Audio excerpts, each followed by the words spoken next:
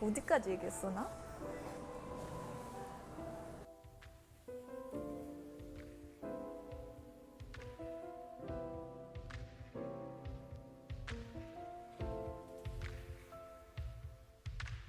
Hi everyone. Today I'm speaking to you in a cafe. So today I want to be a little bit more intimate and share about my experience of working in Korea. This year is my 10th year of working. Yeah, I think 10 years is a long time. I have some stories and tips and tricks that I've learned during those years that I want to share with you. Yeah, maybe you're just starting out in your career in your early 20s, or maybe you're just curious about what it feels like to work in a traditional Korean corporate.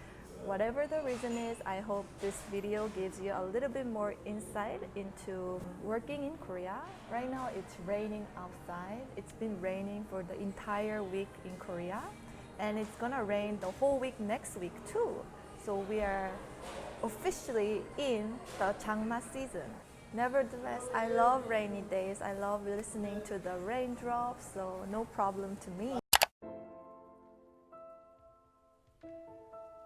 We're gonna go all the way back into 2011. That's when I graduated from university and I started working officially. As a little bit of background, I studied accounting and finance at uni. So going into banking or some sort of accounting company was like the expected route. So I did. I applied to a few banks in the UK as well as a few companies in Korea. Luckily, my first offer was from a bank in Korea. So I had been living in the UK for about 9 years by then. So I was really itchy about going somewhere else. Also, I had a lot of all this high expectation and curiosity about living in Seoul. So yeah, I decided to take that offer from a company in Korea and I moved to Korea.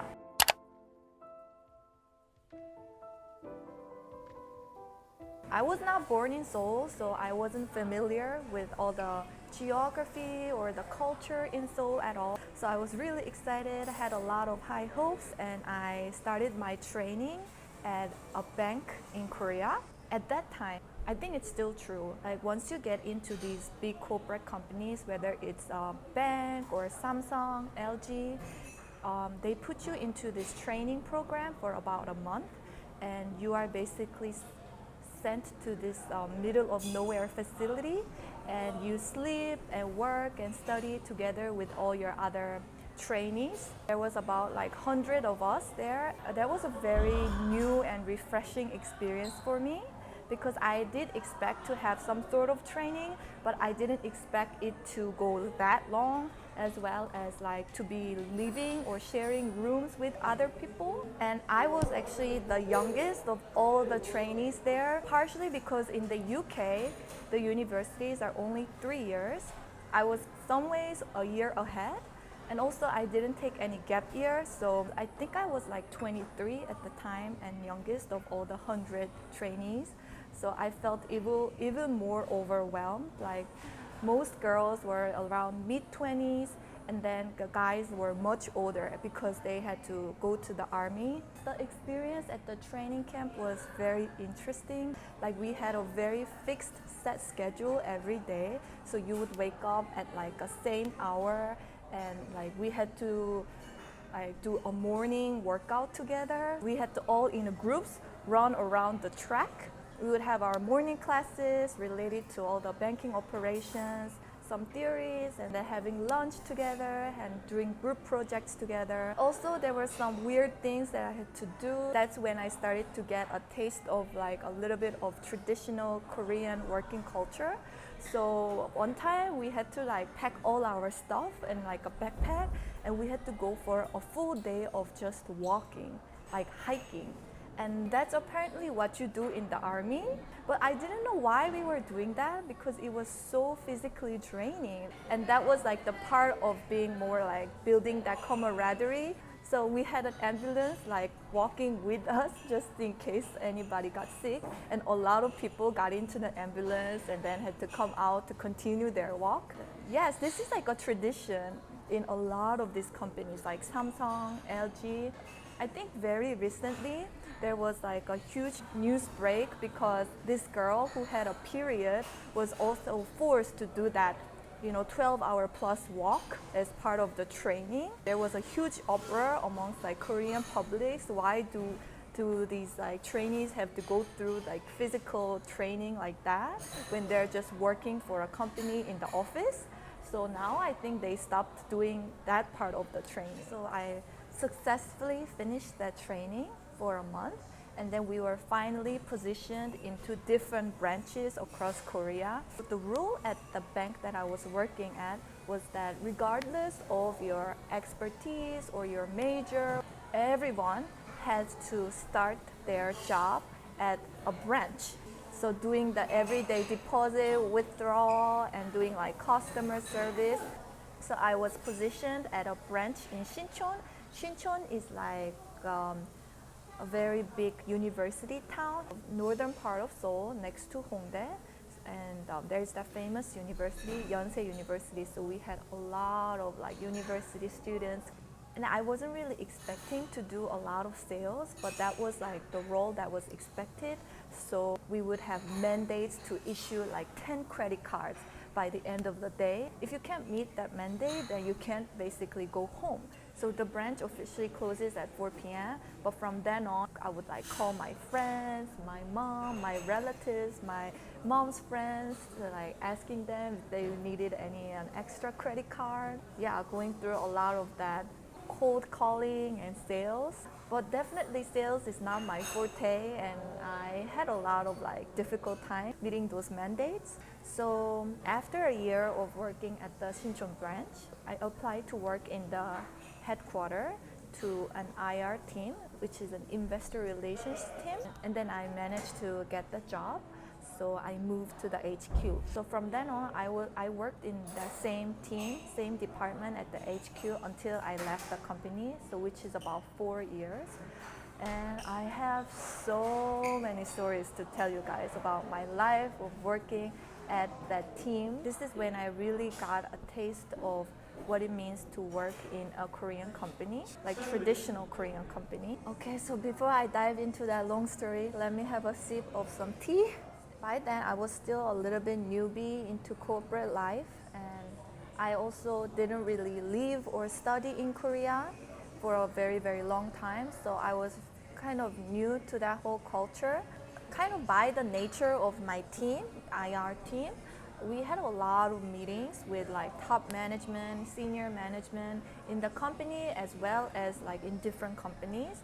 And I remember there was one incident that kind of hit me and made me realize that I need to blend, become more Korean. That was like I think one of the first times I had a lunch meeting with the CTO of our company, and it was him and all the other team members together. It felt pretty casual. It was a lunch meeting, and he wanted to, get to know us a little bit more and, develop more of that relationship. And then, because it was my first time seeing him, and I asked him a few questions, and we carried on just natural conversations. But the fact that I asked him a question was a huge deal later on.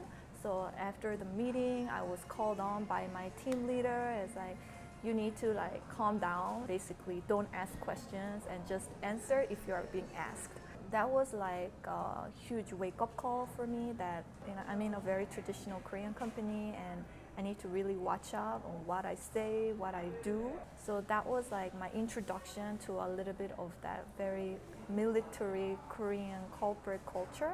Basically, when you are in a meeting with like people a little bit more senior to you, you can't ask questions, and you basically wait to be asked any questions. Otherwise, you just stay quiet and eat your meal, and then you say goodbye. So from then on, I started to pick up all these little Korean like army etiquettes. Also, one thing that a lot of people don't know is that heavy drinking culture in Korean corporates.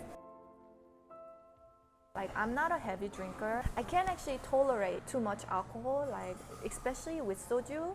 If I have one shot of soju, I'm done. Like, I turn all red, my ears turn red, and then my heart starts beating so fast. I want to sleep and I want to just go home.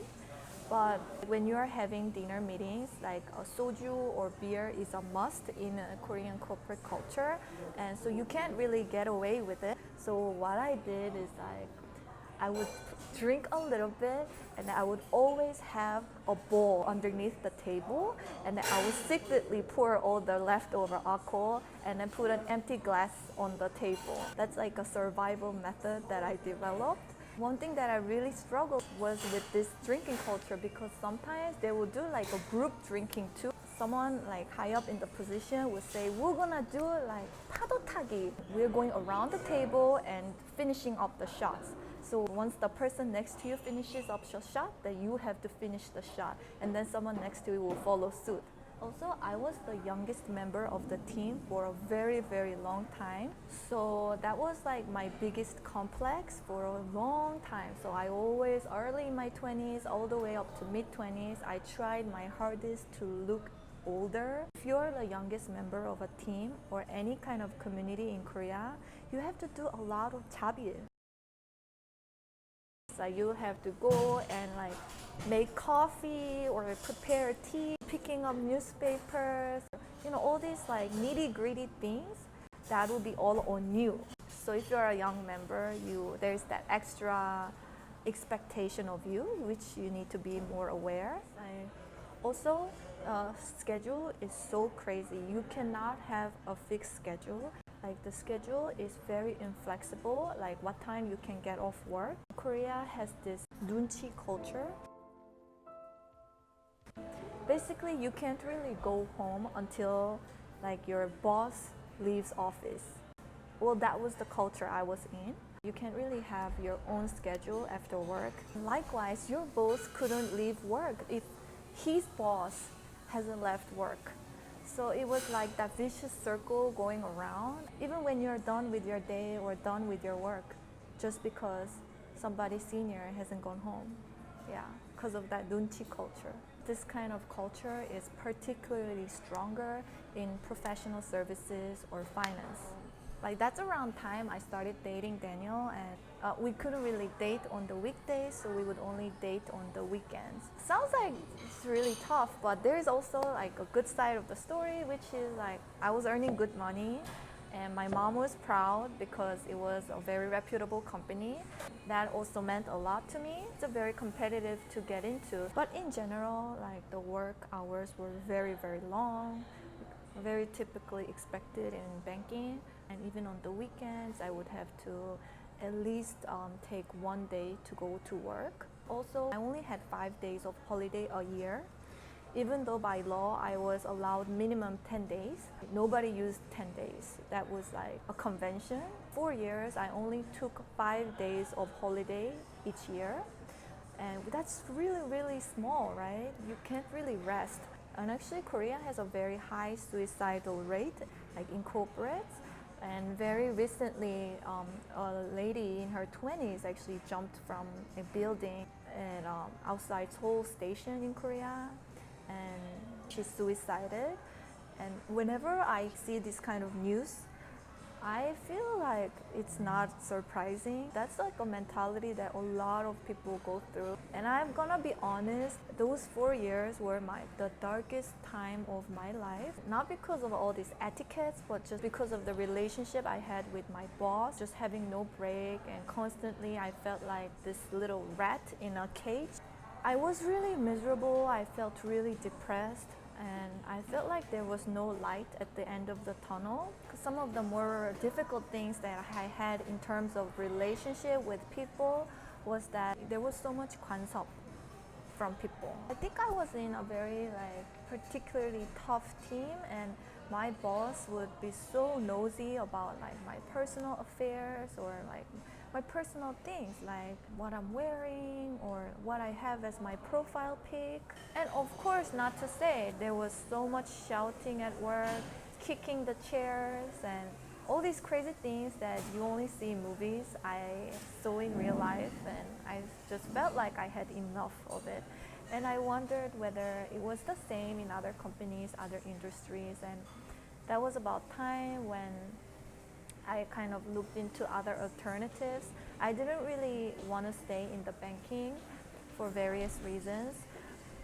But then I didn't know what other options I had because that's all I've been doing all my life. That's what I studied at uni, and this is the career that I've been following.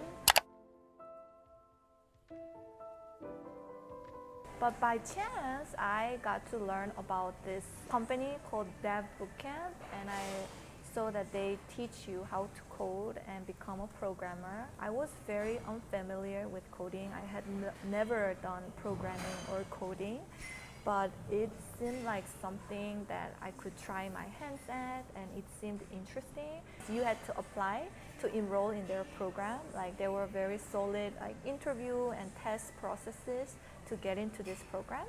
So I did that and I managed to get in.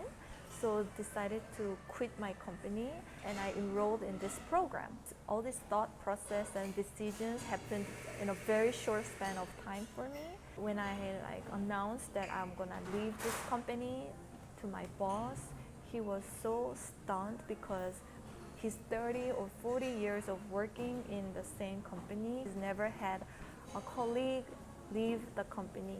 In Korea, that is very strongly ingrained, like 평생 직장.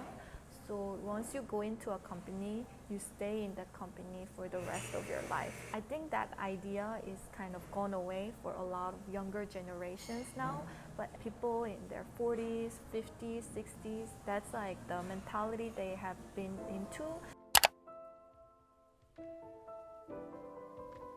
So I moved to San Francisco for a little bit. San Francisco is very expensive, but it's like the hub of Silicon Valley and the tech, so I wanted to experience that culture as well. Luckily, even though I was really unhappy during my days at the bank, I had saved up a lot of money. I could afford my stay in San Francisco as well as the program. So from morning to night, you go to their office, just learn programming and do pair programming with other people. It's a very immersive program, which is why I decided to go there. I really struggled to catch up with the materials compared to other people, and I felt like I was so slow and I gave myself such a hard time. Like, you're so stupid. By the way, I was 26 when I decided this move. It's been already a few years since I left college, so I felt like my brain is just stopped working, and so many days of calling my mom, calling Daniel in tears. I can't do this.